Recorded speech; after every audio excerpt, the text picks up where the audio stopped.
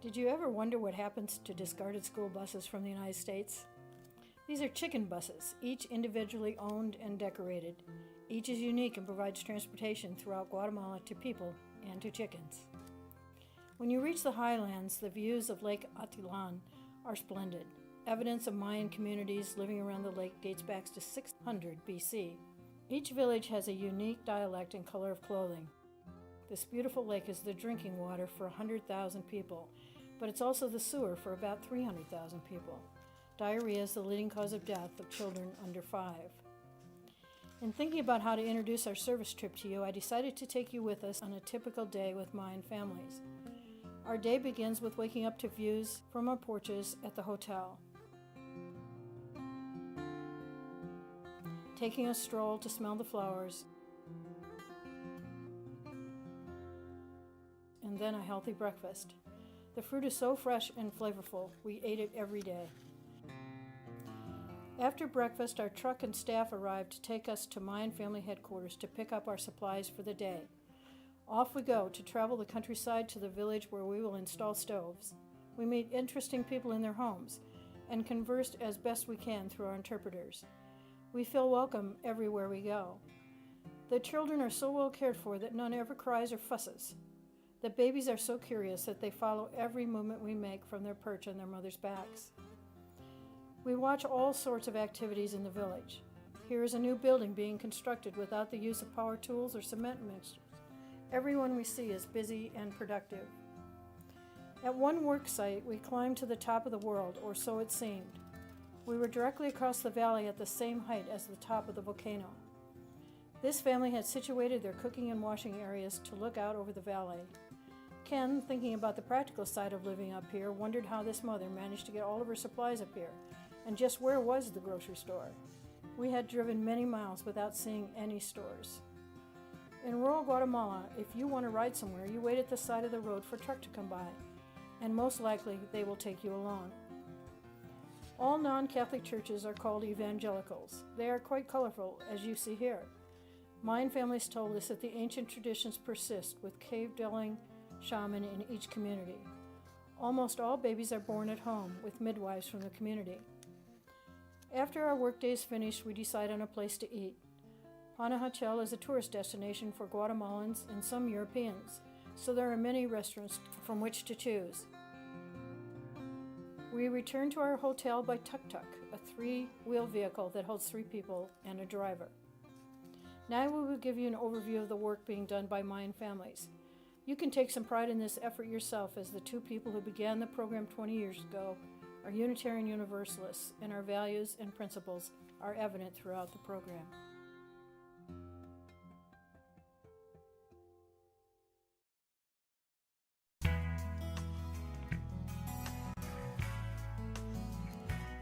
Here in the United States, we pretty much take education for granted because in most of the developed world, it's considered a right almost as important as clean water and food for us. But in Panajachel and throughout Guatemala's Mayan villages, it's not a right, and it's not easily attained. The 41% of the population that is Mayan does not speak Spanish, and all the schools are taught in Spanish. That means that going to school is very challenging and frustrating, and so most children don't go at all, especially since they also have to pay tuition. So there are major barriers: tuition, transportation, and language to attending school.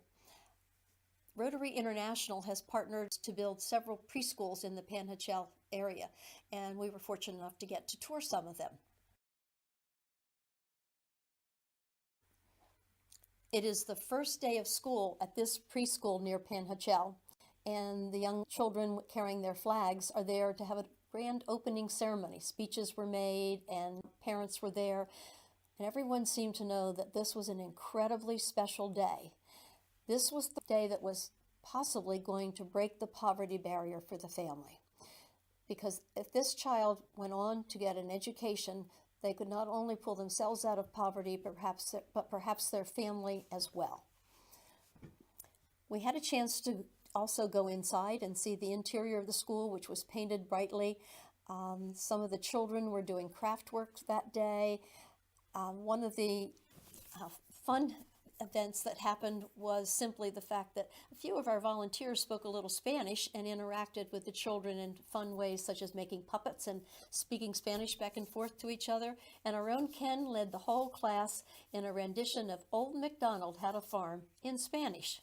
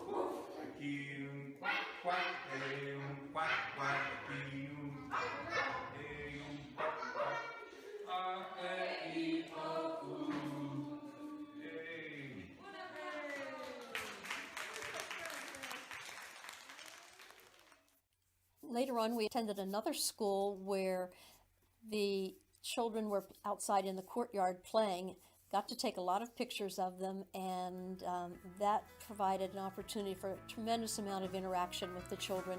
You can see here that Doris is being literally mobbed by children who are eager to see their first digital picture of themselves, perhaps. We saw lots of happy faces, and for this small little group of children, hope in their hearts that they would be able to stay in school for 12 or more years and hopefully maybe even go on to college, totally changing the lives of themselves and their families.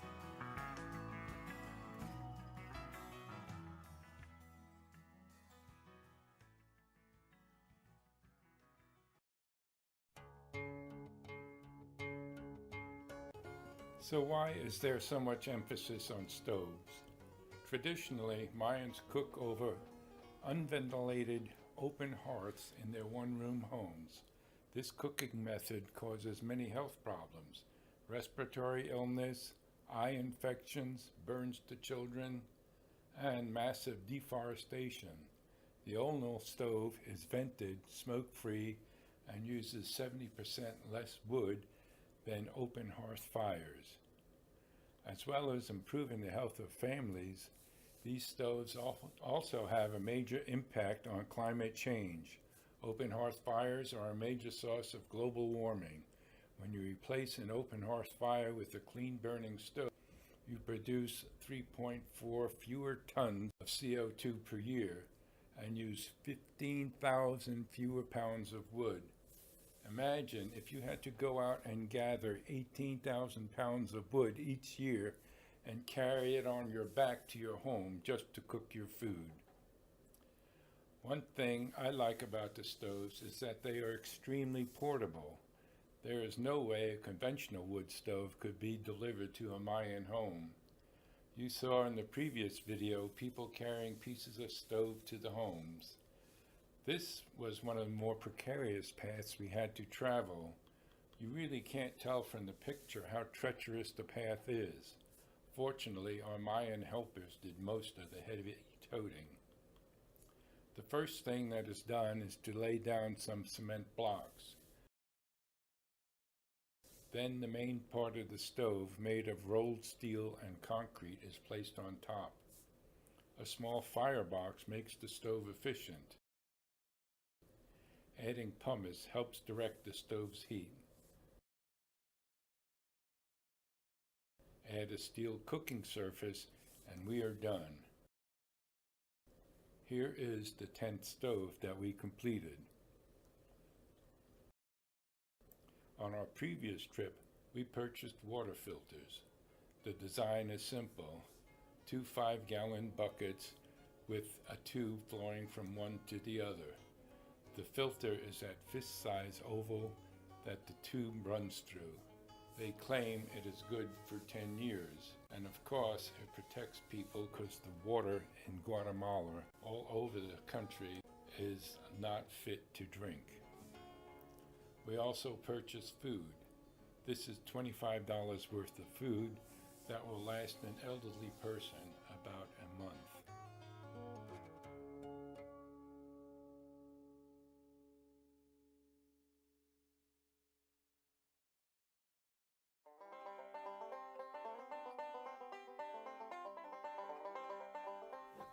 Another activity of Mayan families is the building of homes. Some of the homes we saw were fairly livable. This one here was one of the better ones, with stucco walls, a steel corrugated roof that, although rusty, kept out the rain. The second picture is of a house that is more typical of the very poor indigenous people. The back wall is made of wood, and as you can see, it is not very airtight. The wall on the right is concrete block part of the way up, and some other material higher up. The wall on the left side that you can barely see is made of strips of bamboo and mud. Some of the walls I've seen were made from corrugated steel, some were partly plastic, or some other material that people could scrounge. This next house is adobe. This is a very green building technique. The material is very local. Here you can see the adobe bricks that are drying in the sun. Adobe houses are very comfortable. They soak up the sun's heat in the daytime and keep the house warmer at night. The locals, however, look down upon adobe houses as old-fashioned. Adobe is very durable, but it must be kept out of the rain. This house had a leaky roof in one of the rooms, and as a consequence, the back wall caved in.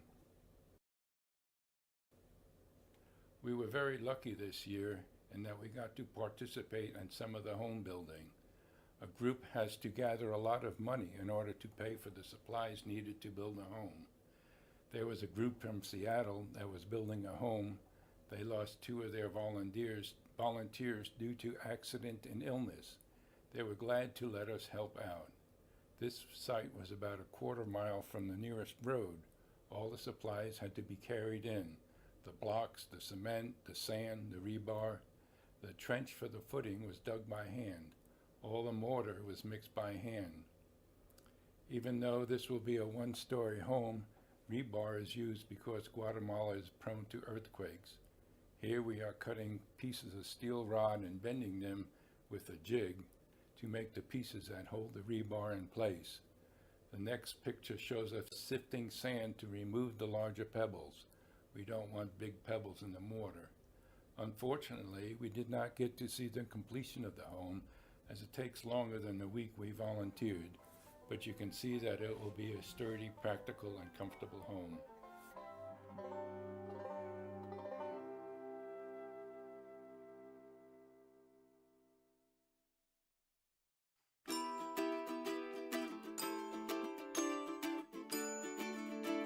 Hi, I'm Deb Hopkins. I volunteered in the Charlie Gomez Medical Clinic at Mayan Families.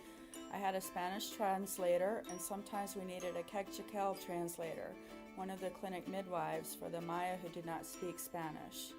Most of the people who came needed pain relief from arthritis or old treated fractures or just plain hard work, so they could continue working to support their families. They were not looking for narcotics. The clinic only had vitamins and medications such as ibuprofen or naproxen, and none of them asked for a work note. That's how I knew I was in a different culture. But the Maya are humans after all. I had 2 regulars by the time I left, and I was only there a week. One woman planned to see me the next time I came back to volunteer because she no longer wanted to see the other doctor from Canada who volunteers several months a year, and I believe the doctor felt the same way. Another woman whom I treated returned because she now had other symptoms to treat. This was only 2 days later. The clinic relies on donations alone for medicines and supplies. We thank Lena for her donation of 500 empty prescription bottles for reuse in the clinic. and the clinic recently hired a permanent full-time Guatemalan doctor with experience in pediatric and maternal care and in primary care.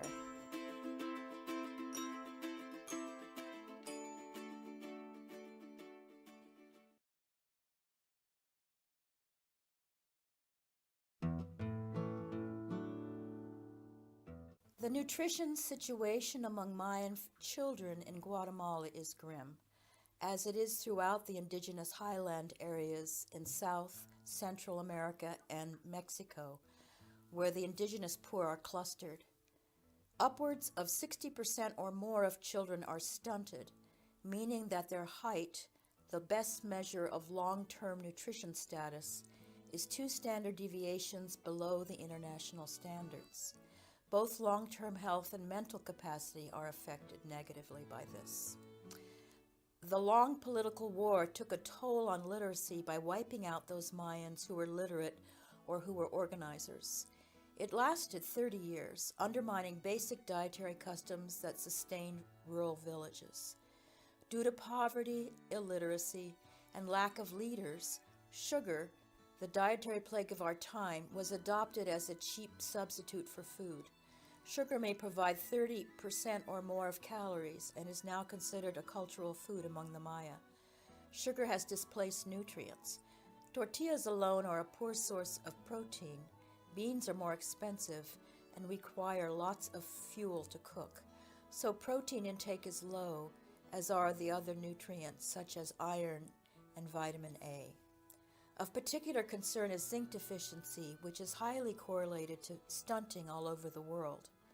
Highland children have frequent bouts of diarrhea and respiratory disease.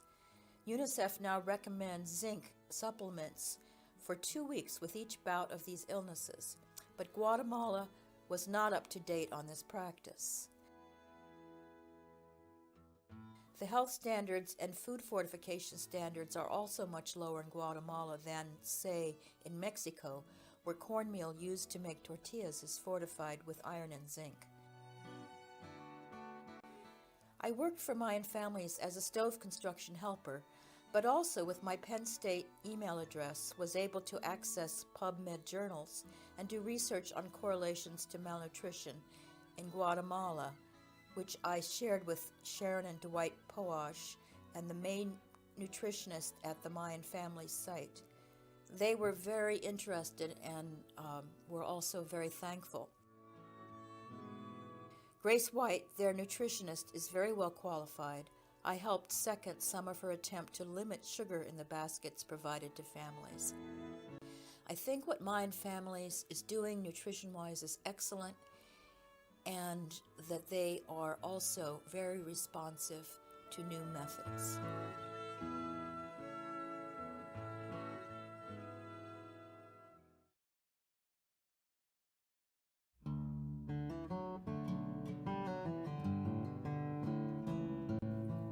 Guatemala has one of the highest illiteracy and lowest school enrollment rates in Latin America. This is primarily due to the high cost of attending school, which prevents many indigenous families from receiving an education. Mayan Families believes that a good education is the key to breaking the cycle of poverty. One way they promote education in each of the communities where they work is by sponsorships for thousands of students who would otherwise not have a chance to attend. Many indigenous children grow up speaking only their native language. When they start school, they must learn Spanish, as that is the language used in school. If they have not had the opportunity to learn Spanish before starting elementary school, they will often struggle, and eventually they'll drop out. That is why Mayan Families has opened the preschools in many of the communities where they work. The sponsorships for children enable them to go to school. I was particularly interested in supporting a child in preschool to help the child learn skills to prepare him or her for school, and also to help him or her learn Spanish before entering elementary school. The sponsorship program provides each student with the cost of enrollment fees, requisite school materials, and supplies and uniforms. A social worker regularly monitors the schoolwork and progress of the child. The child also has access to a medical clinic and gets general education support as needed. I was able to sponsor a boy named Alan. Nancy sponsored his sister. Alan is 4 years old and in preschool. I was able to meet him while I was in Guatemala. Sponsors are encouraged to come to Guatemala and meet their student and the family one-on-one. I have also received updates on how he is doing. He has already written me 2 letters with the help of his social worker. He likes art and playing soccer. He speaks Spanish. His father is not very involved with the family and gives them very little money. His mother, Mercedes, is 32 and is the main support for the family. She washes clothes for her brother's family and makes very little when she does this work. She has 5 children, and I think she was pregnant with another when we were there. Their house has 2 rooms. They cook outside on a stove given to them by sponsors. They have electricity, but they don't have any running water. They do not have tables or chairs, nor do they have a bathroom. They use her brother's house, and it is 2 houses away from where they live. Alan is very smart and cute. I really enjoyed getting to know him when I was there. I had taken a soccer ball and gave it to him, and he was having great fun kicking it around. We also played games on my iPhone. He was so quick to learn and was able to race people through the obstacle courses and jump them over things.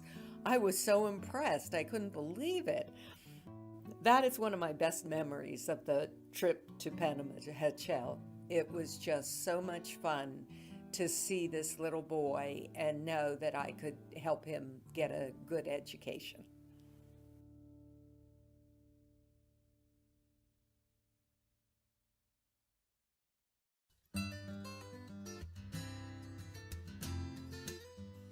Mayan Family offers many opportunities for young people to learn skills that lead to jobs. One of these is their sewing trade school. Another is their carpentry workshops. They also have a welding and metal fabrication school. There's a beauty salon, a computer trade school, and then also an extensive artisan program that hires Mayan women to create beadwork and weavings that are then sold in many different ways throughout Guatemala and in the United States. One of the nice things about the carpentry school is that it works directly with the family aid department, and this gives the students a chance to supply their own community with beds, wardrobes, tables, and more for families in need.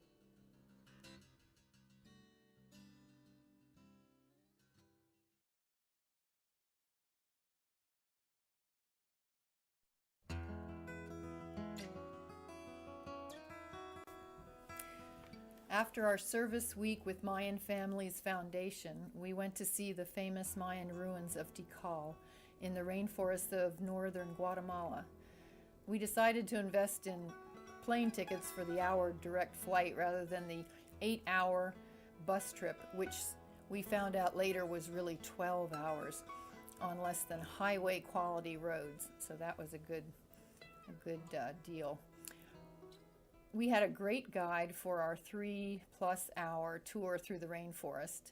Our ticket to the national park was 150 quetzales, or about $21, which is reasonable for a once-in-a-lifetime tour, but out of reach for most of the Guatemalans who lived there.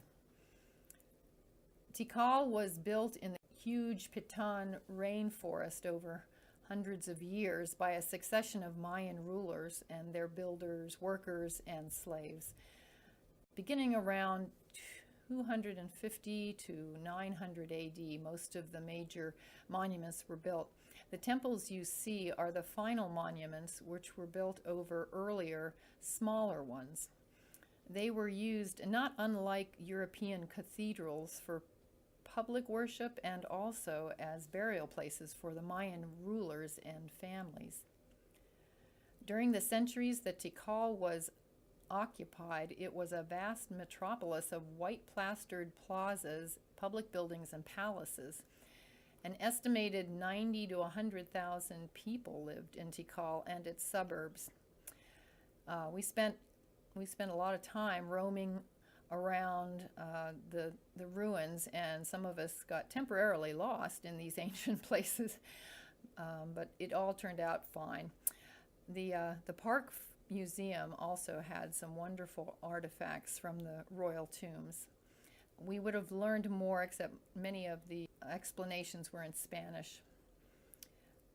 The rainforest was impressive, even though it can be hard on tourists. All that sun and humidity produces some fabulous flora and fauna. The tree in the picture, in the photograph, is called the Tree of Life, and it was incredibly tall, bare except for the leaves and the epiphytes on top. I asked how old such a huge tree might be, and our guide, probably in his early 20s, agreed that it was old. Maybe 60 or 65 years, he said.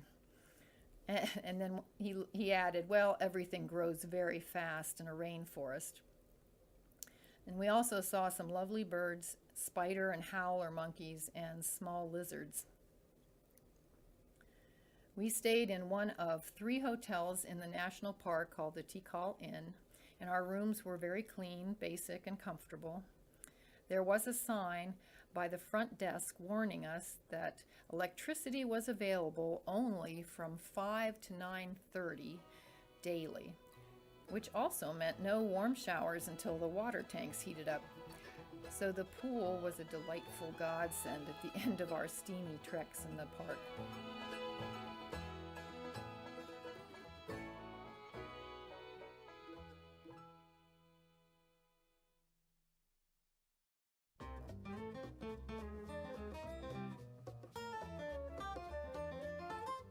Our final stop was in Antigua, once the capital of Guatemala.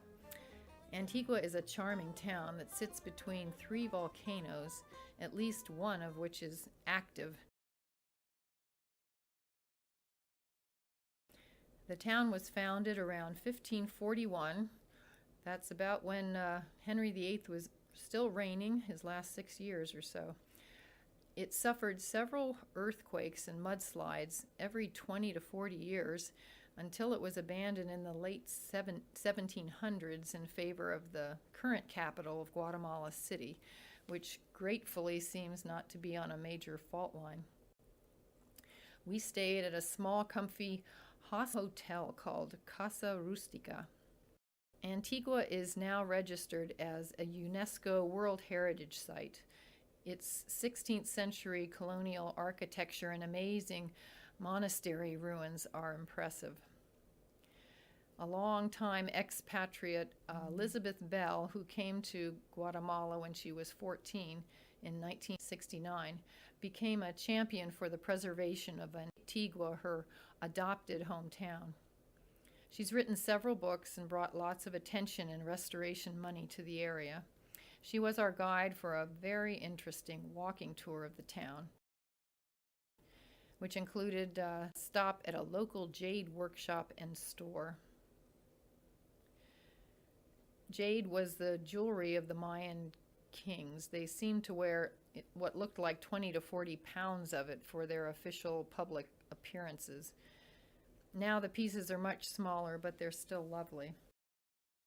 Whether or not you're a jewelry lover, the geological demonstrations and historic exhibits developed by the jade merchants were really interesting. We also traveled to a lovely outdoor art museum and aviary on the grounds of a large conference restaurant facility. It had gorgeous views, and the food was great, and the art was just really special.